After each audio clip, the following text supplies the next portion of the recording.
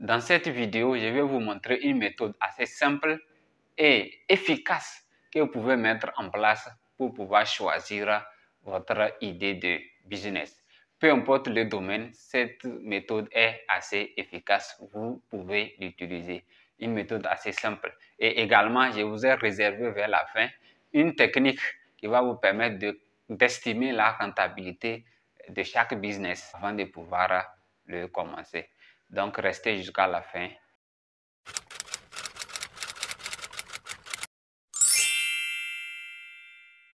Bienvenue sur ma chaîne, c'est Développer pour réussir.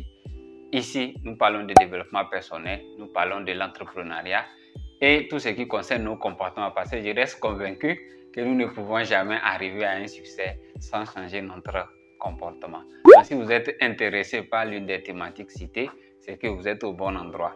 Et abonnez-vous et activez la cloche de notification pour ne plus rater nos prochaines vidéos.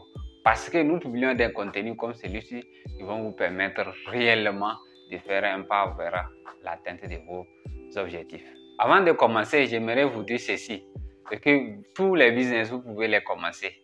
Si aujourd'hui vous avez du mal à choisir un business, la plupart du temps, ça dépend de nous-mêmes. Parce qu'on attend une idée révolutionnaire. Donc, en réalité, pour commencer le business, on n'a pas besoin de réfléchir pour aller loin. On n'a pas besoin d'une idée assez révolutionnaire, une idée de génie. On n'a pas besoin d'être intelligent. Selon moi, l'une des raisons pour laquelle les gens qui sont allés à l'école très loin ont du mal vraiment à mettre en place un business rentable, c'est qu'ils se disent déjà qu'ils ont assez de diplômes, qu'ils ont des compétences, qu'ils peuvent vraiment créer quelque chose de nouveau. Et c'est ça qui va les mettre dans des situations difficiles. Mais ceux-là qui ne sont pas allés loin, ils savent qu'ils sont convaincus que bon, ils ne sont pas des génies et tout ce qu'ils vont faire, c'est de pouvoir apprendre directement de ceux-là qui ont réussi. Vous voyez? Donc, pour pouvoir mettre sur place votre business rentable, vous avez juste besoin d'une chose, c'est l'observation. Donc, vous devez être curieux et puis vous devez être observateur. Beaucoup de personnes veulent réinventer la roue. Vous voyez? Et la roue, elle est toujours ronde. Donc, si vous voulez créer votre business, allez tout simplement regarder, choisissez votre domaine et allez regarder auprès de vos concurrents qu'est-ce qui se passe, comment est-ce que vos concurrents s'y prennent, quelles sont leurs méthodes, quelles sont leurs stratégies, comment est-ce qu'ils arrivent à vendre leurs services. Donc, vous allez aller vers votre concurrent et vous allez mieux vous décider. Il ne faut pas chercher une idée révolutionnaire. Et l'erreur également qu'on fait, on veut se lancer dans un domaine où il y a peu de concurrents. Et pourtant, on dit que la règle générale dans le business, c'est que s'il n'y a pas de concurrence, c'est qu'il n'y a pas de marché. Donc, tout le monde doit comprendre ça. Donc, quand vous décidez, vous choisissez un domaine, il faut regarder la concurrence. Si la concurrence est là, c'est que vous pouvez vous lancer. Mais si vous estimez la concurrence, c'est-à-dire le nombre de personnes qui sont dans ce domaine-là, dans ce business-là, et que c'est faible, peut-être ou bien quasiment nul, peut-être qu'il faut revoir votre business. Regardez là où il y a des concurrences et vous aussi lancez-vous. Peu importe le niveau de concurrence, si vous vous battez, vous utilisez les bonnes méthodes, vous aussi vous aurez votre part de gâteau. Un exemple. Donc si aujourd'hui vous voulez créer un restaurant, donc vous n'allez pas décider d'inventer une nouvelle nourriture. Donc vous allez juste regarder autour de vous la nourriture ou bien les nourritures que les gens aiment déjà, que les gens consomment déjà. C'est ça que vous allez commencer par préparer dans votre restaurant pour que ça puisse marcher. Donc tout ce que vous aurez à faire, c'est d'apporter votre touche personnelle au niveau de la qualité, ainsi de suite. Mais si par exemple vous voulez faire des pizzas ou bien des hamburgers, ou bien tout ce que vous voulez, mais c'est la nourriture qui existe déjà, dont les gens consomment déjà, dont les gens sont en train de rechercher déjà, que vous allez juste mettre à votre disposition pour donner comme service ou bien produit. Mais tout ce que vous aurez à faire, d'apporter la couleur, votre emballage, vous allez apporter une touche personnelle qui va vous permettre de faire la différence avec vos concurrents. Et surtout, c'est dans votre manière que la différence va se présenter. Donc, en bref, pas besoin d'être un génie pour inventer, pour commencer un business. Pas besoin d'une idée révolutionnaire. On a juste besoin d'observer. On a juste besoin de voir comment est-ce que nos concurrents travaillent, comment est-ce qu'ils s'y prennent sur le terrain. Est-ce qu'ils réussissent vraiment? Est-ce qu'il y a des entreprises qui ont réussi? Est-ce qu'il y a ceux-là qui ont vraiment pris ce domaine-là? Est-ce qu'ils ont réussi? Quel est leur niveau de vie? Quel est leur niveau de succès? Donc, c'est tout ça là que vous allez mettre en place pour pouvoir décider de choisir ce business-là ou pas. Et la deuxième des choses, c'est la rentabilité. Donc, il faut pouvoir estimer la rentabilité de votre business. Okay? Et pour calculer la rentabilité de votre business, c'est très simple. Vous allez aller vers vos concurrents. Donc, vous allez rester à côté d'une boutique de vente ou bien d'un point de vente, par exemple. Donc, vous allez voir en une heure combien de personnes sont venues payer le service ou bien le produit.